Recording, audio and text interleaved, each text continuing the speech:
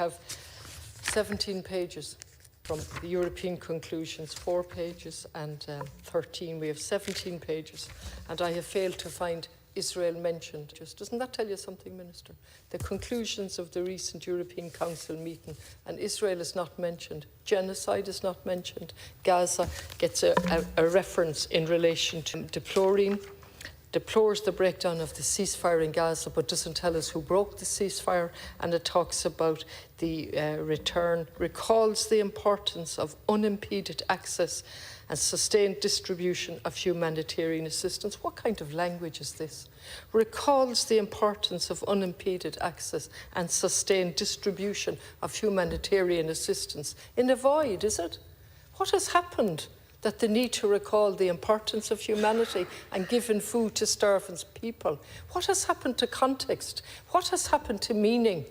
I hope you're uncomfortable, Minister. I really do, because I was more than uncomfortable in reading 17 pages and failing to find one reference to Israel, genocide, the 2 highest courts in the world, one where Israel is up for genocide and the other having issued a warrant for his arrest. Not a mention of the trade agreement that continues.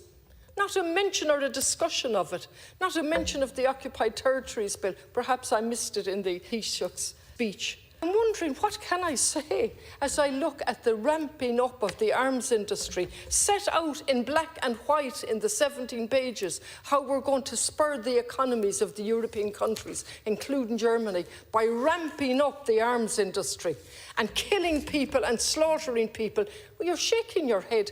Will you read the figures for Palestine, please, and Gaza and the occupied territories? Will you look at Sudan? Will you look at what's happening in the Yemen as we speak, with American planes flying from England over to the Yemen? Who's backing all of this? Who's pushing an open door for the arms industry, for Lockheed Martin and all the other industries? And you sit there and you shamefully shake your head.